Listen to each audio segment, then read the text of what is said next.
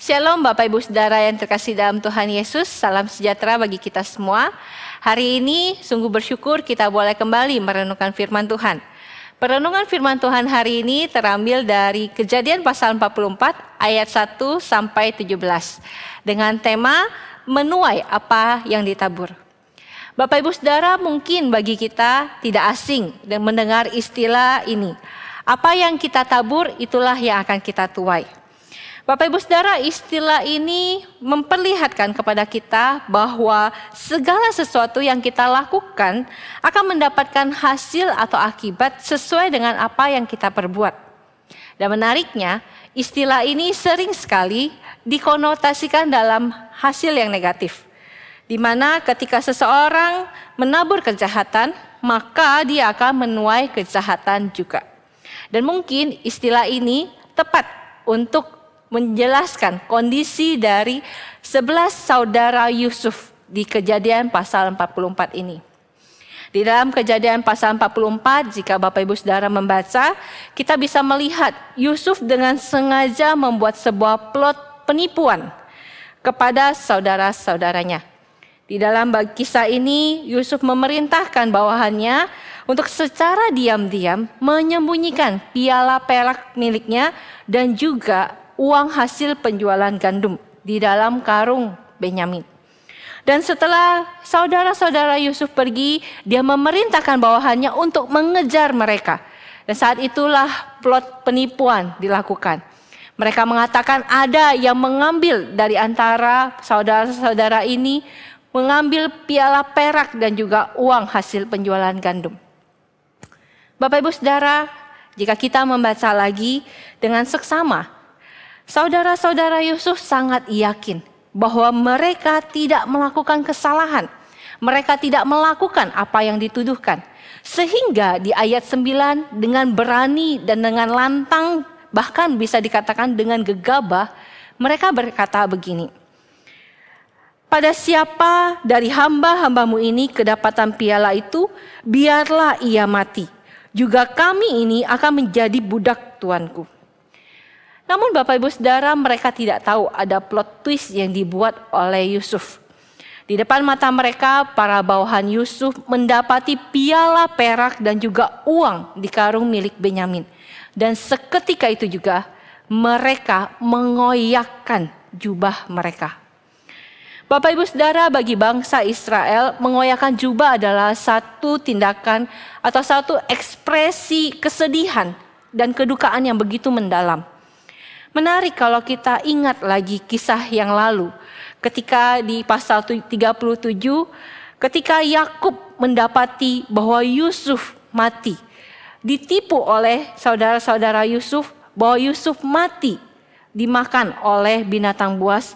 Yakub dalam kesedihan yang begitu luar biasa mengoyakkan pakaiannya. Bapak Ibu Saudara, ini bukan sebuah kebetulan. Yusuf memang dengan sengaja menipu. Dan penipuan ini membuat saudara-saudaranya mengalami kedukaan, kesedihan yang sama dalamnya seperti yang Yakub rasakan. Bapak Ibu Saudara, sekilas kita melihat seolah-olah Yusuf sedang membalas dendam. Padahal sebenarnya tidak, Bapak Ibu Saudara. Melalui penipuan ini, Yusuf bukan ingin membalas dendam. Tetapi Yusuf ingin membuat saudara-saudaranya sadar akan penipuan dan kejahatan yang dulu pernah mereka lakukan. Yusuf ingin mereka bertobat, menyesal dan mengakui kesalahan mereka.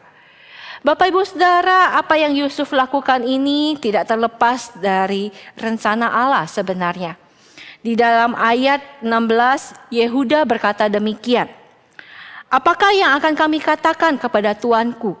Apakah yang akan kami jawab dan dengan apakah kami akan membenarkan diri kami? Allah telah memperlihatkan kesalahan hamba-hambamu ini. Ya, Yehuda mengakui kesalahan mereka. Bukan tentang mengambil piala perak milik Yusuf, tetapi karena kejahatan masa lalu mereka. Melalui kejadian ini mereka melihat Allah tidak diam membiarkan kejahatan yang pernah mereka lakukan dulu. Tetapi Allah membuat mereka merasakan hasil dari perbuatan kejahatan mereka. Bapak Ibu Saudara, melalui bagian firman Tuhan ini apa yang bisa kita pelajari? Mungkin kita bisa pelajari adalah seperti yang Tuhan Yesus pernah sampaikan di dalam Markus pasal 4 ayat 22.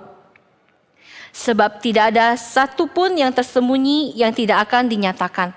Dan tidak ada sesuatu yang rahasia yang tidak akan tersingkap.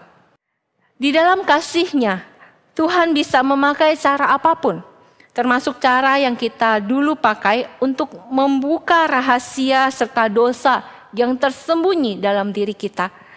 Bukan untuk menghakimi kita, melainkan untuk menyadarkan kita dan membawa kita kepada anugerah pengampunan yang Dia sediakan bagi kita. Kiranya Tuhan menolong kita. Mari kita berdoa. Tuhan, di dalam kehidupan kami tidak ada satupun yang tersembunyi di hadapan Engkau. Engkau melihat dan Engkau tahu. Dan Engkau tidak akan membiarkan itu diam-diam saja. Tetapi Engkau akan menyingkapkan kepada kami dan Engkau akan membawa kami melihat setiap dosa dan kesalahan kami. Karena kami tahu ini bukan karena Engkau ingin menghakimi kami. Tetapi Engkau ingin kami berubah. Engkau ingin kami bertobat. Karena itu ya Tuhan, saat ini tiliklah hati setiap kami. Jikalau ada hal yang tidak berkenan di hadapan Tuhan, tegurlah kami, sadarkan kami, dan biarlah kami kembali kepada jalan-Mu. Di dalam nama Yesus Kristus kami berdoa. Amin. Bersyukur padamu, korbankan Tuhan.